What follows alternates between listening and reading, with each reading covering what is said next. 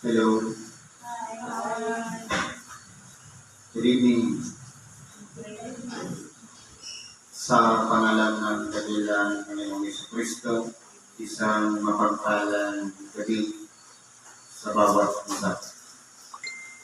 Nandito po tayo sa ika-anim na pagpapasalamat para sa buwan ng taon ng 2025. Ating inuulitan yung unang araw ng Sabado.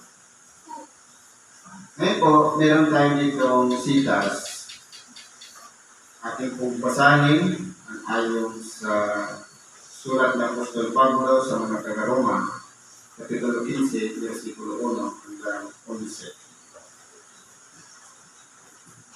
Sabi ko ganito, tayo ng malalakas ay nararapat managbata ng kahinaan ng mahihina at huwag tayong magbigay lubod sa ating sarili. Ngayon po, dalawang kalagayan ng tao ang ibinabanggit dito sa sitas. Yung sinasabing malalakas at mahihina. Paano po natin makikilala kung ang ating sarili ay kasama sa malakas o kasama sa mahina? Ngayon po, magbibigay tayo ng halimbawa. Dahil ang sitas ay magkakaroon po ng naman.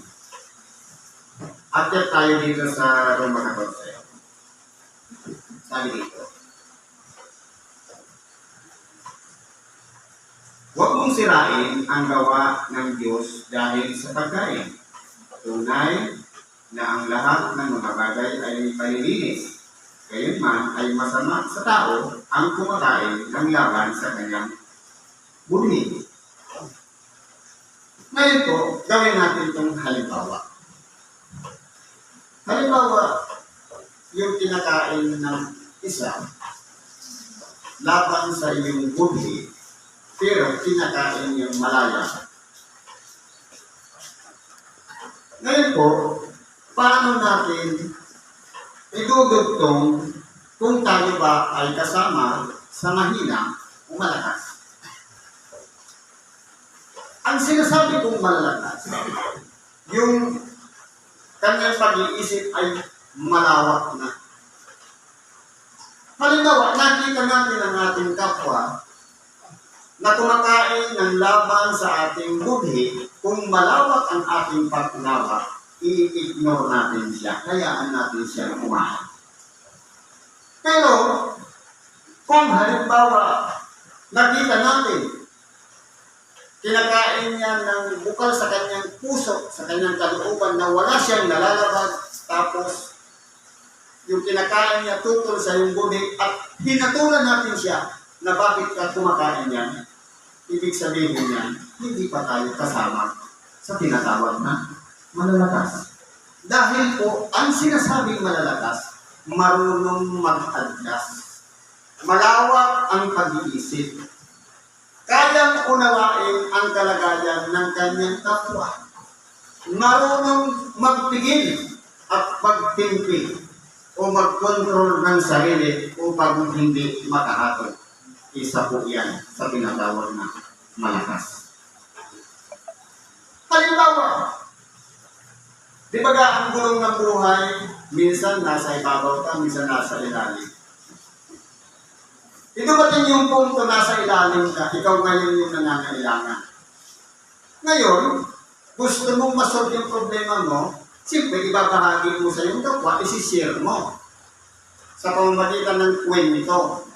At kapag narinig niya, ibig sabihin, involved na rin siya sa nangyayari sa iyo. Mayroon ng direksyon. Ngayon, kung nasa kalagayan kang malakas, at alam mo yung kahinaan ng iyong kapatid, pero hindi mo matulungan dahil dati noon nasa taas siya, tapos ngayon nasa baba naman siya, ba't mo siya tutulungan? Ang mangyayari po niya, paghatol pa rin. Kasi po, ang nangyayari? Sa halip na malakas naman tayo at yung isa naman ang nasa mahinang kalagayan, dapat tayo naman ang marunong mag-adjust ng sarili. Hamuin natin yung nasa kahinaan ng isang taong nasa mahinang kalagayan. Kaya po, sabi nga dito, hindi ibig sabihin lahat palagi tayong malakas. Lahat palagi mahina. May mga pangyayari na minsan tayo'y malakas at tayo'y mahina. Ngayon po, halimbawa, nakita natin ang ating kapwa. Bagamat, halimbawa, meron din tayo sariling problema at humingi din tayo ng payo sa iba. Pero mayroon pa palang mayroon mas malala pa ang problema dito sa atin at kaya naman natin siya advisean na turuan kung paano niya masagot ang problema. Baka isa rin tayo sa tinatawag na malakas. Kasi po, kung titingnan po natin dito, makikilala ang isang tao kung siya'y malakas, kung marunong siyang umunawa sa mga sitwasyon, marunong mag-adjust, marunong kumilala kung paano niya isosolve ang isang problema. Hindi ba magaling tayong magpayo? Totoo po yun. Lahat naman tayo. Pinagkalooban magpayo sa ating kapwa. Pero minsan din, nangangailangan din tayo ng payo. Minsan din nagiging mahina tayo. Pero, sabi dito, tayo ngang malalakas. Sabi ni Apostol Pablo, kasama siya sa malalakas. Ay nararapat mangagbata ng kahinaan ng manhihina. Halimbawa ng panahon galit ka dyan dahil siya naman ay nasa taas, tapos nabaliktad, siya naman yung nasa mababang kalagayan, tutulungan ba natin kung hindi? Ngayon, alam natin na kung naririyan, pinaghaharian tayo ng Diyos, hindi po dapat humiira dyan ang galit ko po. Kundi gagawin mo ang pagtulong sa iyong kapwa. Dahil mas higit siyang nangangailangan ng tulong isa sa iyo. Sabi na, mga bata, isakripisyo muna natin yung galit, yung hinanakit, yung sama ng loob, noon, para lang matulungan natin siya. Ganito po ang ibig sabihin ng sitas na to. At huwag tayong mga bigay lugod sa ating sarili. Nakagawa ka na ng kabutihan, nagkwento ka pa sa lahat. Alam mo, may problema yan si kung hindi ko tinulungan, hindi sana yan masusolve. Di ba may warning? Kapag tumulong tayo, dapat mula sa puso, hindi na pinamamalika. Ito po ang laman ng sitas na to. Bawat isa sa atin ay magbigay lugod sa kanyang kapwa, sa kanyang ikabubuti at ikatitibay. Dapat po, yung ginagawa nating pakikitungo sa kapwa, kung siya'y bumagsak dahil nga sa kalagayan mahina, dapat papagtibahin natin yun. At kapag siya'y nakatayo, hindi na siya muling bumagsak. Sino ba ang makakagawa nun? Walang iba, lingkod ng Diyos. Dahil nananahan sa kanyang puso ang Espiritu ng Diyos.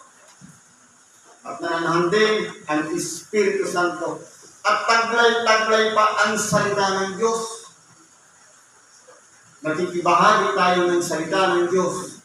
Bagamat, kahit sabihin hindi tayo pinagkalooban mga ngaral, pero marunong ka naman mag-advise gamit ang salita ng Diyos. Indirect ka lang, hindi mo ginamit yung Biblia, pero ikabubuti ng iyong kapwa. At ikatitibay. Dapat kapag tumayo siya, halimbawa sa pasyente, hindi ba kayo yung pasyente, nasa kalagayan mahina, at tayong malalakas tayo ngayon sa ating nakakapit ngayon yung pasyente. Dapat iiwanan natin siya, magaling na kaya ng tumayo sa kanyang sarili. Ganun po ang halimbawa ng isang malakas. Pero pagkatapos nun, huwag mo naman ipagkwento. Saan ka magaling doon? Umuwi muna ako sa probinsya kasi tunulungan ko yung kapatid ko nagkasakit. Nagkwento pa. Ano pang reward natin matatanggap sa Diyos? Wala na. Matitiway na lang yung ginawa natin kabutihan. Dahil tinanggap na natin sa ating sarili na papurihan tayo. Mabuti naman pala yung ginawa mo, nakatulong ka sa kapwa. Ano pang reward natin? Nagpakilala ka na ng kabutihan na ginawa mo. Ganun po yun. Sabi nito, sapagkat si Kristo man ay hindi nagbigay lugod sa kanyang sarili. Totoo, marami siyang pinagaling, marami siyang tinulungan. Ipinangalan niya ang kaharian ng Diyos. Nagpagaling ng mga bulag, pipig, bingi, pilay, pinggaw, at kung ano-ano pa. May pitong, at kung ano-ano pa mga malalang sakit, pinagaling niya. Pero kahit kailan, ano ang bilin niya sa kanyang tinutulungan? Ingatan mo, huwag sabihin kanino man kung sino ang nagpagaling sa iyo. Isang halimbawa na hindi dapat ginagawa ng sumusunod kay Kristo. Si Kristo mismo, hindi siya nagbigay ng sa kanyang sarili. Lalong-lalo na tayo, followers lang tayo ng Kristo. Hindi dapat natin ipagpinto ang mabuti o maliit na bagay na nagawa natin sa ating kapwa. Sapagkat ang anumang mga bagay na isinulat ng una ay nakasulat dahil sa ikatututo natin. Totoo po. Yung lahat ng narito sa banal na kasulatan. Hindi ba mayroong mga banal na kasulatan kapag may mga problema? Kung ikaw ay nahahapis, hanapin mo itong verse na ito. Kung ikaw ay natatakot, hanapin. Nandun na lahat yung detalye. Kaya, ang salita ng Diyos, o itong Ebanghelyo, isinulat ito para sa ikatututo natin. Halimbawa, kaya natin magbasa, pero hindi naman natin nauunawaan dahil po ito, lahat ng kasulatan ay pinasihan ng Espiritu Santo. Ibig sabihin, kung ikaw ay nasa kalagayan tao, hindi mo talaga maiintindihan, hindi na kailangan mo ng subaybay ng Espiritu Santo para maunawaan mo ang Ebanghelyo. Ngayon, kaya nga, may mga sinugo na mga tagapangaral ng salita ng Diyos na siyang pinangunahan ng Espiritu Santo, sila po yung from spiritual na kalagayan, ginagawa niyang physical. Napapakinggan na natin yung mensahe, yung kahulugan ng mga ibang bilyon, isinulat dito sa banal na kasulatan. Kaya po, madali nang intindihin. Kaya kung nasa atin naman, kung yung pagdinig ba natin, sabi nga, ang may pakinig na ipakikinig ay makinig. Ibig sabihin, ang may tainga na handang makinig, dapat meron pang karugtong yan, umunawa, na uunawaan dapat ang kanyang pinapakinggan. Pag tinanong ka, ano nga ba yung sinabi niya? Alam mo yung sagot dahil naunawaan. Kung hindi mo naunawaan yan, hindi mo masasabi. Ano ba yung napakinggan mo? Kaya po, natututo tayo dito sa pakikinig ng Ebanghelyo, sa pagbabasa ng mga banal na kasulatan na isinulat ng una upang sa pamamagitan ng pagtitiis at pag-aliw ng mga kasulatan ay magkaroon tayo ng pag-asa. Ngayon po, alam na natin yung Ebanghelyo. Pero kapag wala pong kalakip na pagtitiis, halimbawa, punding-punding ka na, ano ba yung pinagkagawa naman ito dito? Paulit-ulit naman. Kung wala kang pagtitiis, magre-reklamo ka, pakaawanin mo ka. Pero kung may pagtitiis ka, pagtyagaan mo sa panalangin, baka sakaling magbago ka. Nang sa ganon,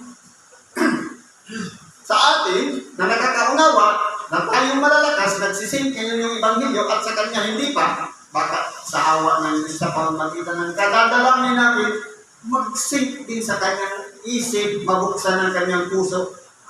Salamat sa Diyos at nagbago din. Hindi ba ka?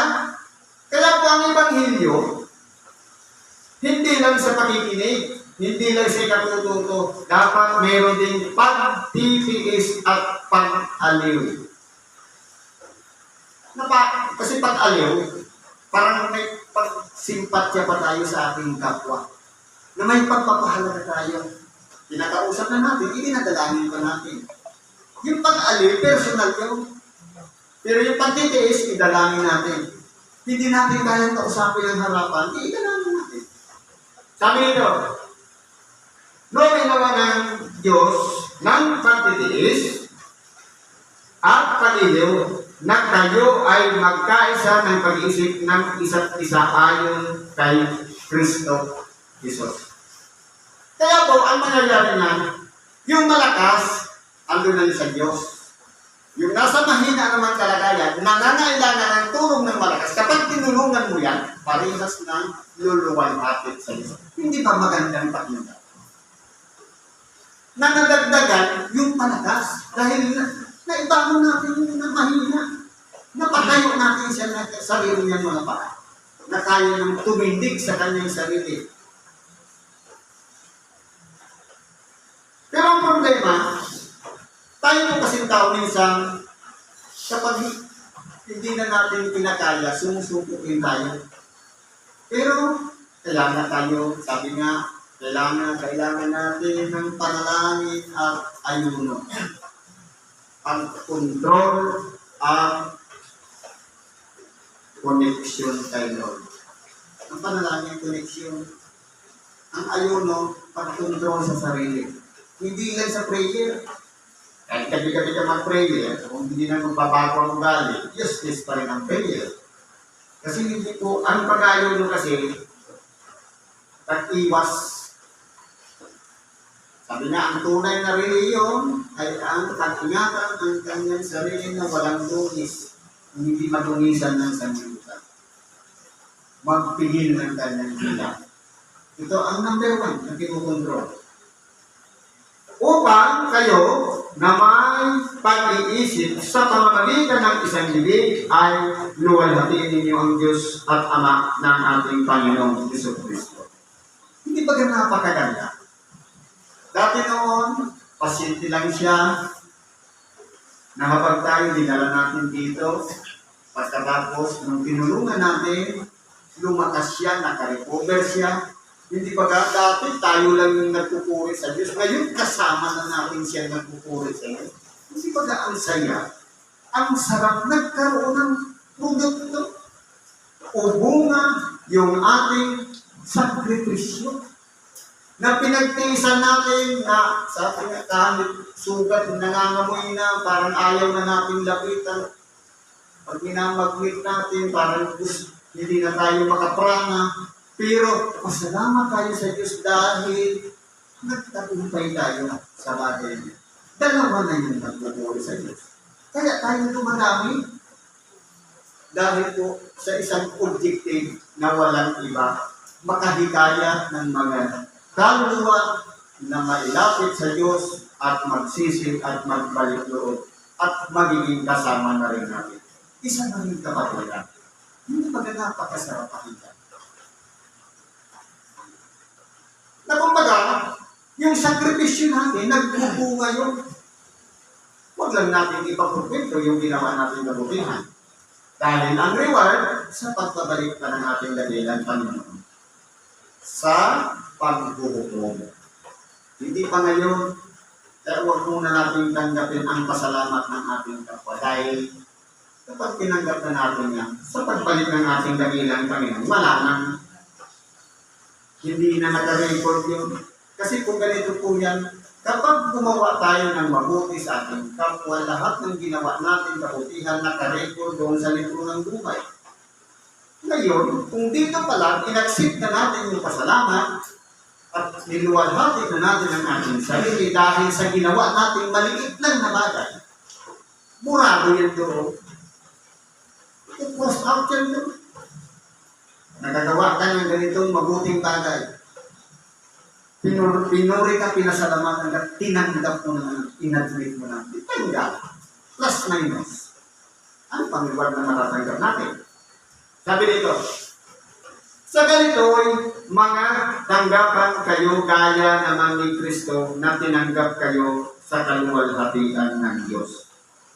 Ito po ang dapat maging attitude o ugali ng isang lingkod o tagasunod ni Kristo. Magtanggapan. Parang bisita na kapag dumalaw sa atin, papusukin natin sa ating tahanan. I-entertain natin. Gawin natin welcome o bukas ang ating tahanan, lalong-lalo na sa kapwa lingkod ng Diyos. Importante po yun. Kasi po, ang paggawa ng kabutihan, sabi nga, tayo'y nangaligtas hindi dahil sa paggawa ng mabuti sa kapwa, kundi dahil sa habag at awa ng Diyos. Ibig pa sabihin, dati, hindi tayo kalugod-lugod sa Diyos, pero kinahabagan tayo, kinaawaan tayo, nabago natin ang ating sarili dahil sa kalooban ng Diyos. At ngayon, nung nabago na tayo, kinakailangan tayo naman po ang nagiging dahilan para makatulong sa ating kapwa. Yung mga mabubuting gawa na ginagawa natin, produkto na lang po yun ng kaligtasan. Ibig sabihin, naghaharing sa atin ang Diyos. Kaya pala tayo'y nakakatulong na at nakakabag na sa ating kapwa. Sapagkat sinasabi ko na si Kristo ay ginawang ministro ng pagpatuloy dahil sa katotohanan ng Diyos upang kanyang mapagtibay ang mga pangakong ibinigay sa mga magulang. Kaya nga po natin nabilang, Panginoon, bagamat siya ay anak ng Diyos, dahil nung isinilang siya ay nasa ilalim ng kautusan, kinakailangan niyang sumunod ayon sa kautusan. Kaya nung ikawalong araw, dahil sa kautusan na kinakailangan siya ituloyin, sinunod niya. Pero pagkatapos po nun, nung siya'y nangangaral na ng Ebanghelyo, doon na po nang nagkaroon ng bagong pakikipagtipan ang Diyos sa tao. At nangyari yun matapos ng mamatay ang ating katilang Panginoon. Kasi po, ano yung ipapangaral? Kung hindi pa muli nabubuhay na maguli ang ating katilang Panginoon. Kasi po yun ang magiging proof na totoo ang ating dakilang Panginoon na walang doon sa kanyang mga ipinapangaral, lahat ng yun ay katotohanan. Maging sa kanyang sarili nung siya'y nabuhay na magulit sa mga patay, katotohanan din yun. Dahil hindi pa nangyayari, binabanggit niya na ng 3 ulit na kinakailangan siya'y mamatay, ibibigay sa mga matatanda ng bayan at pagkatapos ng 3 araw ay muling mabubuhay na mag-ulit sa mga patay. Sinambit niya lang. Kaya ibig sabihin, dahil sa sinabi niya yun at sa hula ng mga propeta, napagtibay yun. Kaya po ang ating dakilang Panginoon nabuhay sa ilalim ng kautusan nung siya'y nabuhay din na mag-uli sa mga patay. Siya'y naging ministro. Sapagkat isa rin siya sa tagasunod ng nasa kautusan na walang iba ang pagtutuloy.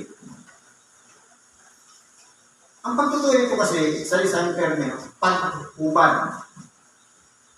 Sa magkatuwid, sa pamamagitan ng aral na ibinabahagi o ipinapangaral ng ating dakilang Panginoon, nagiging hubad po tayo sa harapan ng Diyos. Lahat ng mga bagay na ating ginagawa, tayo'y hahatulan, dipindi po sa ating mga gawa. Kaya wala po tayong maipatalo. Kaya siya'y naging ministro. Kung siya'y namatay sa krus, hubad. Ganun din ang tingin sa atin ng Diyos. Hubad tayo sa Kanya. Mula nang tayo magsipagsubok sa Kanya at nagpasakot sa Kanya at kinilala natin siyang Panginoon.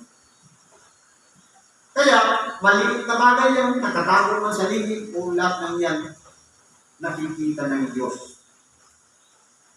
Sapagkat marami siyang mga nilikhat sa langit, nilalang ng maraming mata, kita niya lahat yan. Ano pa sabi dito? At upang ang mga hintil ay makaluwalhati sa Diyos dahil sa kanyang kahabagan, gaya ng nasusulat. Kaya nga, ikaw ay aking pupurihin sa gitna ng mga hintil. Ito po kasi si San Pablo. kung maalala natin, siya po ay tinawag para maging apostol ng mga hindi. Kasi po, yung mga pinili ng ating dakilang Panginoon, kahit kung si Simon Pedro, ayaw niya talagang lumabas sa Israel. Focus lang siya sa mga Israelita. Hindi ba nagkaroon pa nga siya ng panaginip o pamitain? Anong sabi? Meron isang lambat na bumababa at may mga hayop na nandoon. Habang bumababa, tinitingnan ni Pedro ano ang sabi ng isang tinig. Pedro, magpatay ka at kumain. Ano ang sagot ni Pedro? Hindi pa napasukan ng anumang bagay na marumi ang ating bibig. Ito po ay hudya ng pagbubukas ng Ebanghelyo para sa mga hindi. Pero takot si Pedro. Dahil po kasi si Pedro, nung siya'y Simon pa, para siyang ginaganon-ganon ng hangin, walang paninindigan. Kaya nga sabi niya, mula ngayon hindi na Simon ang itatawag sa'yo, kundi Pedro, parang tumigas-tigas naman ang kunti. Pero po, ito si San Pablo, kung maalala natin, nung nakisalo ngayon ito si Simon Pedro, napansin niya nun ni San Pablo yung kanyang ginawa, na parang plastikan lang yung pakikitungo niya sa mga hindi. Hindi ba ga? Pinayuhan siya ngayon ni San Pablo. Paano mo mahilikan at isang hindi na mabago ang kanyang sarili kung pagdating doon sa pakikitungo, sinasabayan mo rin ang hindi, paano mo siya mababago? Kaya po, itong si San Pablo, siya po ang naging apostol ng mga hindi. Kaya po, sa pamamagitan niya, sa kanyang mga panangaral at mga sakripisyo na dinanas ilang beses siyang ibinilanggo at pinakakawalan ng anghel, nangyayari po yun para lamang masunod na ang Ebanghelyo dapat ipangaralin sa mga hindi. Para yung mga hindi papurihan ng Diyos sa pamamagitan ng bunga ng pangangaral na yun. Hindi lang pagpupuri. At aawit ako sa iyong pangalan. Hindi pa maraming nagpupuri sa Diyos dahil sa awitin. At muling sinasabi niya, magdala kayo kanyang mga hintil sa kanyang bayan. At muli, purihin ninyo ang Panginoon kayong lahat ng mga hintil. At purihin siya ng lahat ng bayan. Kaya po kung titingnan po natin, si San Pablo hindi nasayang ang kanyang pagpapagod sa pangangaral ng salita ng Diyos. Bagamat hindi mabuti ang naging kanyang kamatayan, pero dahil sa sakripisyo niya, na doon nakatalaga ang kanyang buhay, alang sa Ebanghelyo, hindi po siya nang hinayang anuman ang kahatungan ng kanyang kamatayan. Mamalag po ang nangamatay kay Kristo dahil sa trabaho o obligasyon na mangaral ng salita ng Diyos. Saan po sila paroroon? Nandun sa ilalim ng dambana. Yun ang mga unang bubuhayin na mag-uli sa mga patay. Yung mga nagsakripisyo, nagsuffer at ng kung ano-ano pa ng kahirapan o pag-alipusta o kamatayan man na dinanas nung nabubuhay pa dito sa ibabaw ng sanlibutan, napakaganda po ng kanilang kalagayan sa ilalim ng dambana. Kaya po, kung tayo po ay tagapangaral ng salita ng Diyos, kinakailangan kasama tayo doon sa malalakas. At yung mahihina, kapag nagsishare na tayo sa atin, ang humihingi ng advice, payuhan natin ng tama. Na dapat matuto siyang tumayo sa sarili niyang mga paa. Nang sa ganon, sama-sama natin papurihan ang Diyos. Totoo nga, hindi tayo mga Israelita.